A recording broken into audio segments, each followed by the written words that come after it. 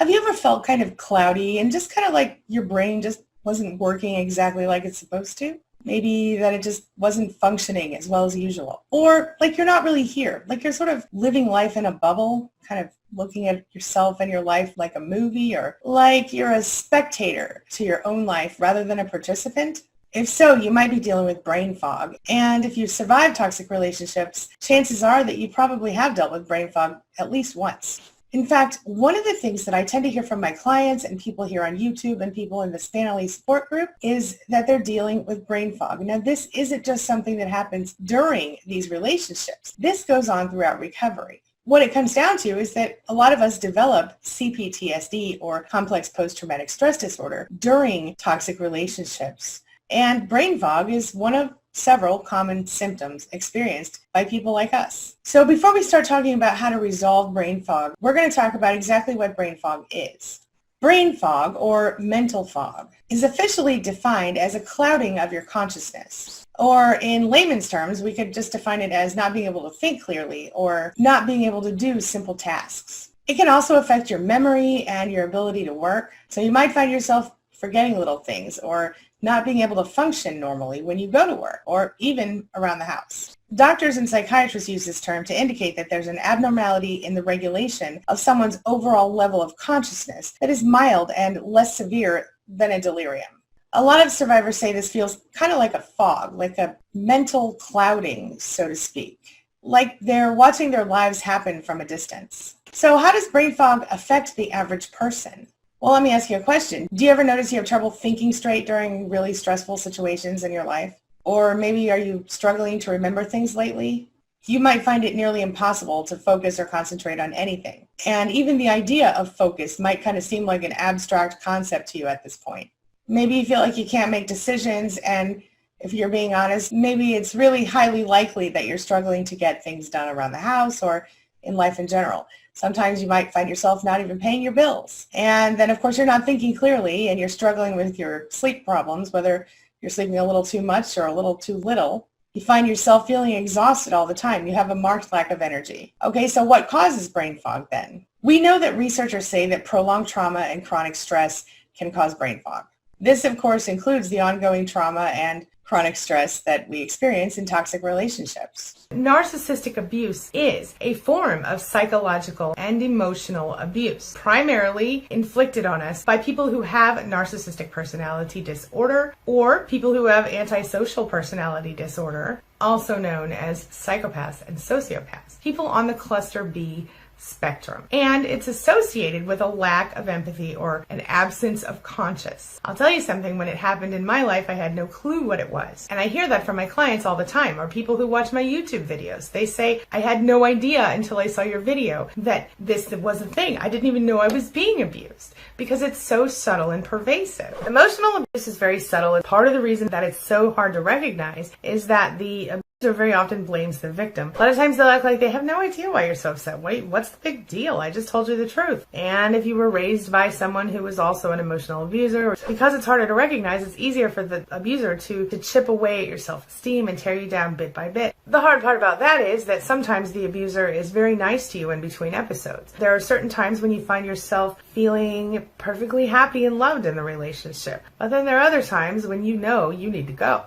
You feel miserable, you feel like, I can't believe my spouse or loved one would treat me this way. And the fact is that if you never had a healthy relationship, you probably don't even know exactly what you're looking for. There are no witnesses who watch you be abused in some cases, or it's your own children or something like that. So a lot of times you don't even fully get it because no one who knows better is around when it happens.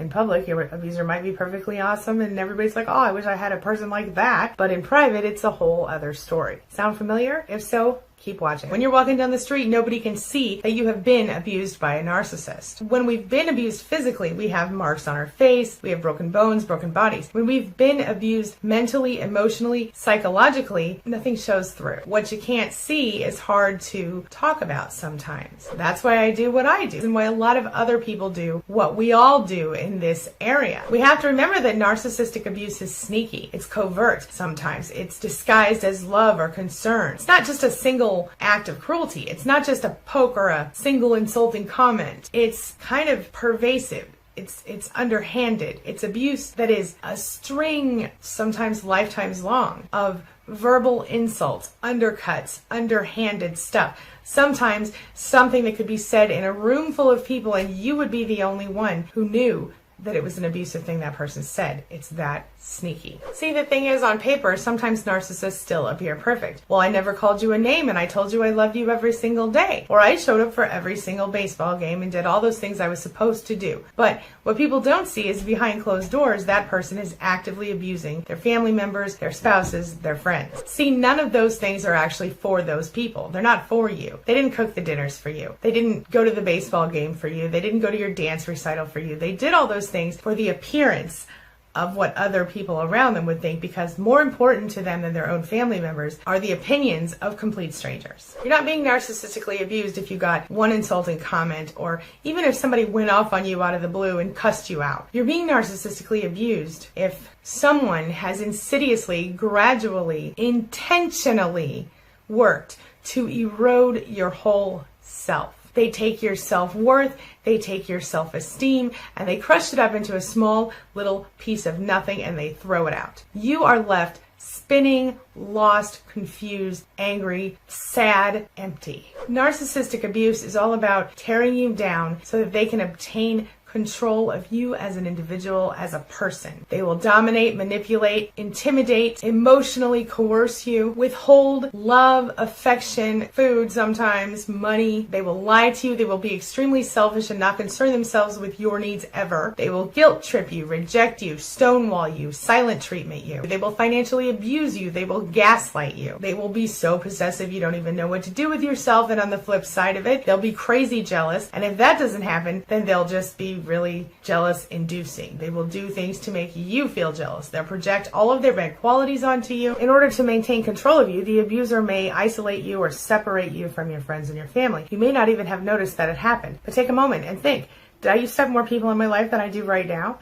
And if you say, if the answer is yes, then you can't come up with a logical reason, like they passed away or you moved, then maybe there's something to think about here. Maybe you are in an abusive relationship. The abuser does this in order to isolate you and pull you away from your family and your friends. So they might also have mood shifts. You might find yourself dealing with a happy-go-lucky, awesome person one minute and then angry and sullen the next minute. And you might not even know why the mood shift happened. They sometimes punish you with anger, and they sometimes punish you by just shutting down and being quiet. The silent treatment, yeah. And with most abusers, it's usually my way or the highway. You know, if you don't do what they want, you might as well just leave. And they'll threaten constantly your security in the relationship. You won't be allowed to feel comfortable. You won't be allowed to move all the way in, so to speak, even if you've been with them for 30 years. They'll always be threatening your connections. When you first get with an abuser, it doesn't usually start the first few days or few months. Sometimes they wait a while because they want to make sure you're not going to leave, and they start slow and subtly. They sneak it in on you, and if you don't leave, they go, oh, and they take it up one more level. Maybe they cross boundary after boundary, and the more you stay, the more they throw on you, the more they heap on you as far as the abuse goes. In some cases, it might not happen until one of you is pregnant, or until you're married or engaged or whatever, moving in together. Before you know it, you're going to find yourself walking on eggshells. That's when you know for sure. And what I mean by that is constantly worrying about what the abuser or the person thinks, says, or feels, or how they will react to something that you have done, or thought, or felt, or said. Pretty soon, you and everybody in your family is worrying about what the abuser thinks or feels and moving toward changing yourselves and your behaviors. That's a miserable way for anyone to live. You might find yourself being depressed or angry, having a reduced intimacy drive, dealing with chronic pain or other physical symptoms. You might find yourself with a real serious case of C-PTSD. And a lot of people are going to tell you, you put up with it, it's your own fault. Well, that's not true. Here's the thing that a lot of people don't recognize. They'll tell you, if you were strong, you wouldn't put up with that. If you had, any self-respect at all, you would never have tolerated that. Well, that's because they don't understand what you're dealing with. The fact of the matter is, it's not like you walked into that relationship and everything was terrible, because if that was the case, you would have walked out. What happens is the boiling frog factor, right? You put a frog in a pot full of warm water, it's cool, it's swimming around, everything's fine, it gets a little warm, it feels pretty good about it, it's all right. Pretty soon it's kind of hot, but the water kind of heated up slowly, and before the frog knows it, it's boiling. It's the same deal with an abuser. You couldn't just walk into this relationship and be like, everything's terrible, well, I'm going to leave. Of course you're going to leave. But people assume that you don't respect, or you never respected yourself, or you don't have any self-respect because you stay with an abuser.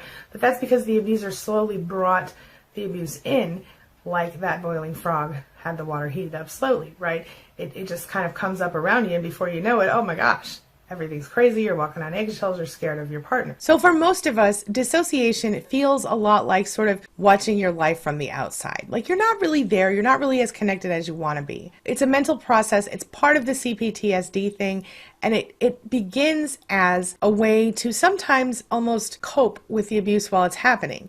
But even after the abuse ends, after we're out on our own again and we're starting our lives, we often find ourselves dissociating. We feel like our thoughts aren't really connected. We feel like our memory, our sense of identity just isn't there. We feel separate from everybody and everything, including ourselves. Like there's a bubble around us, or like we're standing behind ourselves watching everything happen and we're not really functioning like a normal person. And that's pretty normal.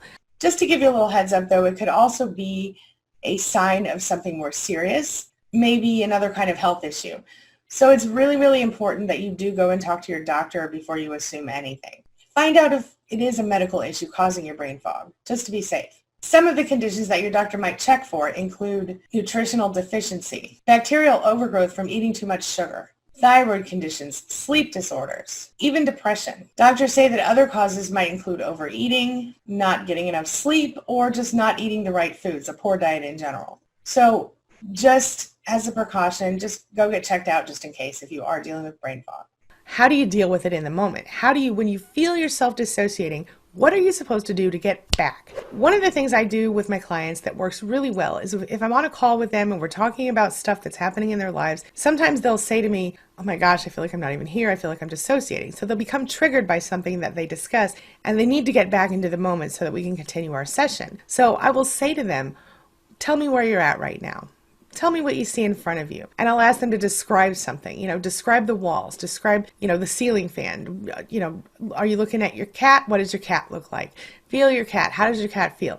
It's about bringing your mind into the moment. It's about finding yourself where you are. And sometimes it's about pattern interrupt and distracting yourself.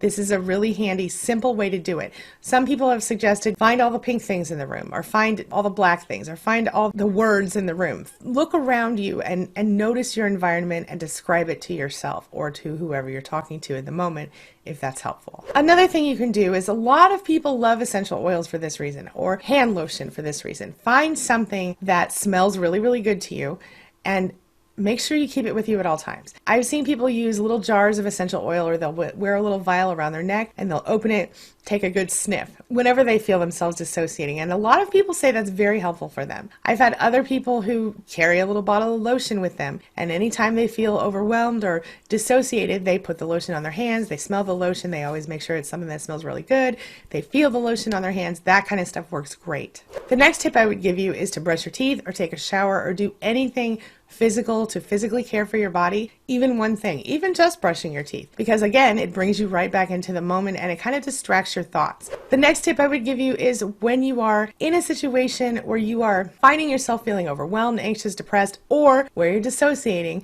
physically stand up and remove yourself from that situation. Even if that just means you go to a different room in your house, or you go out on the front porch, or you go take a walk around the block, it doesn't matter. Change your environment.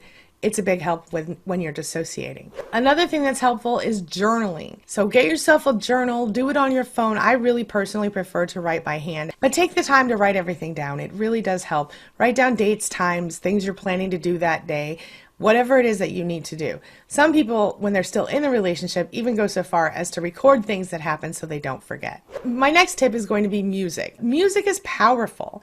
So find music that makes you feel alive, that makes you feel good, makes you feel funny or silly or whatever, and listen to it. Create yourself a playlist, or go check out my weirdo playlist. I have a playlist at queenbeing.com/playlist. It's a Google Play Music playlist, but it will help you see kind of how I roll. And just don't judge me. I'm very eclectic. I have things all the way from, 50s music and all the way up to Disney stuff and a little bit of dirty rap, whatever. Don't judge me. I just like it. It makes me feel fun and powerful and whatever. So go check that out if you want to, queenbeing.com/playlist. Research suggests that certain apps and video games may actually help to clear up brain fog. by sharpening your memory and reducing certain risks to your health. According to one 2017 research paper, brain training games can actually boost your memory and could reduce the chances of dementia in your future. And a Cambridge University study found that video games help to improve the brain function, the cognitive function of people with early memory problems. This is serious. Simply going outside and getting a little fresh air can help. But mindfulness is really all about bringing yourself into your body in any given moment, in this moment, in the present. Coping mechanisms like meditation, deep breathing, these things, they can help you to not only reduce stress, but also to clear brain fog. There are lots of ways you can get help. You can consider reaching out to your friends. You can hire yourself a life coach. You can practice self-care. But here's the good news. Thanks to more awareness in recent years of the benefits of mindfulness and deep breathing and things like that, your smartphone is all stocked up on this stuff. At least it can be. For example, both iTunes and Google Play feature an app actually called Mindfulness, among probably thousands of others. Next time you catch yourself spacing out, kind of going into a brain fog, make a point of noticing it. Then realize that you're in a sort of pattern which leads to your brain creating and reinforcing certain connections that lead to the feeling of brain fog. But good news, you can sort of reroute those neural connections. Just use simple pattern interrupts when you feel like you're stuck in a negative loop. For example, brush your teeth, wash your face, stand up, move into a different part of the house. Do something to change your environment or to sort of bring yourself into the moment at any given time and sort of into your body, into your space where you are right now. It helps probably a lot more than you think. And here's my final tip for today. I have a free cognitive dissonance toolkit for you over at Life Makeover Academy. So I'm going to put the link for that in the description below. No strings attached. Just sign up for it and it's yours and it really will help you. All right, this brings me to the question of the day. And the question of the day is, have you suffered with dissociation? And what works for you to make it better? How do you deal with it? What are your best tips? What are your favorite tips? Do you do any of the things I suggested here? And if you do, how do they work for you? Or are you going to try some of these things today? Please share your thoughts on this, because if you're still dealing with it, I want to make more videos to help you specifically handle your situation. So tell me what you're dealing with. Let us know in the comments below what your best tips are so that we can share them with our fellow survivors and maybe make someone's life a little easier today. Share your thoughts, share your ideas, share your experiences in the comment section below, and let's talk about it. As always, thank you so much for being a part of my day and a part of my life, and hey, thanks for letting me be a part of yours. It really does mean a lot to me. Now, before I go, make sure you take a look at the videos I'm going to leave for you right there and right there. And while you're here, hit the subscribe button right over there so we can stay connected and continue on this healing journey together. I'll see you soon.